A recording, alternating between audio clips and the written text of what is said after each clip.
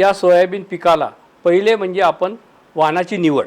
तर माझी अशी एक हे राहील की या हंगामामध्ये ज्या शेतकऱ्यांनी समजा एक उदाहरण सांगूया आपण की ज्या शेतकऱ्याकडे 5 एकर असेल तर त्यांनी कधीही एक वाण लावू नये. एखादं लवकर येणारं वाण लावावं आणि एक थोडंसं मध्यम प्रकारचं वाण लावावं. ज्याच्याकडे 10 एकर शेती असेल त्यांनी 3 वाणं लावावेत की लवकर येणारं वाण, मध्यम वाण आणि थोडं उशिरा येणारं वाण आणि थोडं उशिरा येणार. तर अशा याचं आपल्याला नियोजन या पिकामध्ये करावं लागणार आहे. महत्त्वाचं म्हणजे आणि की आता ह्या तुम्ही याच्यात प्रश्न येईल की आता वाणांची निवड कशी, लवकर येणारे वाण कोणते. तर आता लवकर येणारे वाण आहेत की MEOS 725 आहे, MSCS 1460 आहे जे ते आहे, नंतर JS 2034 आहे, JS 2212 आहेत. हे लवकर येणारे वाण आहेत. हे वाण कृषी म्हणजे संशोधन केंद्राने आणि कृषी विद्यापीठाने विकसित केलेले आहेत का? हे एक सगळे आता जसं मी तुम्हाला सांगितलं MEOS जे वाण आहे ते परभणी कृषी विद्यापीठाने केलेलं आहे. दुसरं जे MSCS वाण आहे जे आगरकर इन्स्टिट्यूट आहे आपलं पुण्यामध्येच त्यांनी विकसित केलेलं आहे.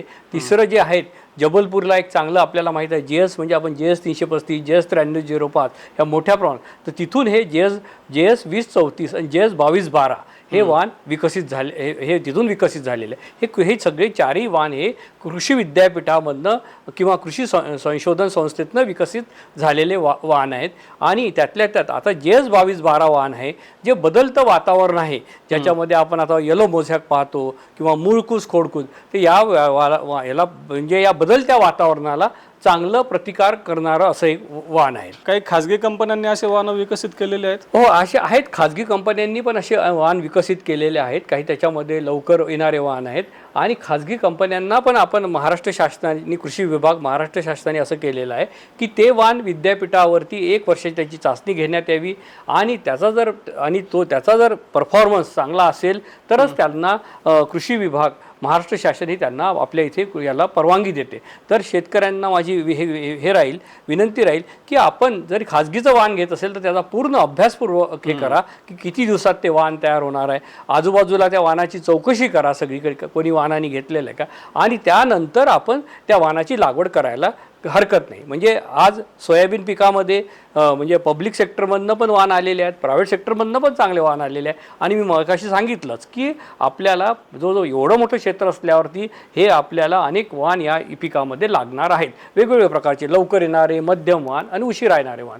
आता मी याच्यावरती लवकर येणाऱ्या वाणावरती आपण चर्चा केली. नंतर दुसरं जे आहे तो जो मध्यम येणारे वाण आहे तर त्याच्यामध्ये PDKV आंबा आहे, MEOS 612 आहेत, फुले दुर्वा आहे, फुले किमया आहेत. हे वाण असे आपले याच्यामध्ये येणारे मध्यम प्रकारचे आहेत.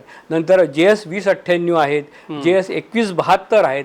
असे अनेक वाण आता याच्यामध्ये आपल्या याच्यामध्ये उपलब्ध आहेत. हे मध्यम म्हणजे हे 90 ते समजा 100 दिवसात 100-105 दिवसात तयार होणारे वाण आहेत. तर हा झाला एक हे वाण झाले. आणि कमी कालावधीचे वाण किती दिवसामध्ये कमी कालावधीचे वाण 80 ते 85 दिवसामध्ये येणारे वाण आहेत. हे जे मी सांगितलं तुम्हाला MSCS 725, नंतर MSCS 1460, JS 2212, नंतर JS 2034 हे वाण आहेत. तर आणि नंतर लेट येणारे वाणमध्ये म्हणजे जसे आपले फुले संगम वगैरे येणारे वाण आहेत हे लेट येणारे वाण आहेत आणि याला थोडंसं आपल्याला प्रोटेक्टिव्ह इरिगेशन हे लागणार आहे. महाबीज सोयाबीनचं मोठ्या प्रमाणात एक वाणांची विक्री करते, बियाण्याची विक्री करत असते. यापैकी महाबीजकडे कुठले वाण उपलब्ध असते? आता मी तुम्हाला जे काही वाण सांगितले आपल्याला म्हणजे असं आहे की जे PDKV आंबा आहेत, नंतर MSCS 725 आहेत, संगम आहे, किमया आहे, MSCS 1460 आहेत. हे वाण विद्यापीठ म्हणजे अकोला कृषी विद्यापीठाने, परभणी कृषी विद्यापीठाने, आगरकर इन्स्टिट्यूटनी आणि याच्यापैकी आमचं महात्मा फुले कृषी विद्यापीठाने जे काही वाण आहेत ते वाण महाबीजकडे सीड प्रोडक्शन चेनमध्ये आहे.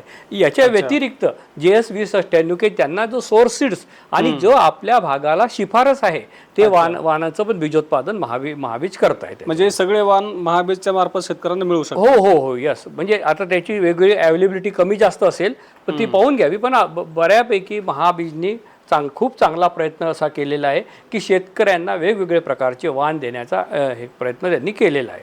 तुम्ही महत्त्वाच्या 3 व्हरायटीज म्हणजे आपण एक सोयाबीन पैदासकार म्हणून 3 महत्त्वाच्या वाणांचा तुम्ही विकसित केलेला आहे.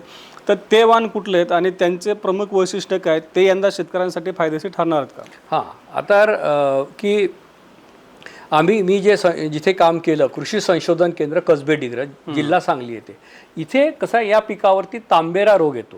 म्हणजे अचानक तो तांबेरा रोग होतो आणि म्हणजे त्याला कंट्रोल करायला हे होतं. आता बऱ्यापैकी बुरशीनाशकं उपलब्ध झालेले आहे आणि मग त्यामुळे माझा जो हे होता माझी जी जबाबदारी होती की तांबेरा रोगाला प्रतिकारक असे वाण तयार करायचे. आणि त्या दृष्टीने आम्ही हे वाण तयार केले. म्हणजे पहिले एक अग्रणी वाण काढलं, त्यानंतर संगम काढलं म्हणजे KDS 726, KDS म्हणजे कसबे डिग्रज सोयाबीन, त्यानंतर फुले किमया KDS 753, नंतर फुले आपलं दुर्वा KDS 992 आणि आत्ताच आमचं एक वाण विकसित म्हणजे ते त्या दुसऱ्या राज्यांसाठी झालेलं आहे KDS 1188, ज्याच्यामध्ये अपोषक घटक विहिरीत म्हणजे वाण आहे ते. हे जे 3 वाण आहेत, तर आज आपल्याला माहीत आहे की संगम हे वाण उत्पादनाला 1 नंबर आहे. पण आम्ही काय सांगतो, ही जर्सी गाय आहे. तुम्हाला अंडर द बेस्ट मॅनेजमेंट फुले संगम म्हणजे संगम आणि त्याचा जो दाना आहे त्याचा तो बोल्ड आहे आणि त्याच्यामुळे मार्केट रेट पण म्हणजे मी कधी कधी पेपरमध्ये पाहतो संगम असं स्पेशल त्या ह्याच्यामध्ये दर असतो. कारण काय, इंडस्ट्रीला बोल्ड दाण्याची गरज असते, तर त्याच्यामुळे त्याला काहीतरी त्याला हे मिळत असेल.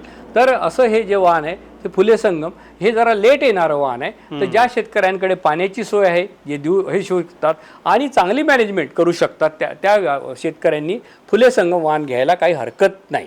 पण त्याची मॅनेजमेंट ही चांगली असली पाहिजे. मी सांगितलेले बीज प्रक्रिया करायला पाहिजे, चिकट सापळे लावायला पाहिजे, फोरेमेन ट्रॅप लावायला पाहिजे आणि योग्य वेळेला योग्य कीटकनाशक आणि बुरशीनाशकाचा वापर याच्यामध्ये करायला पाहिजे आपण.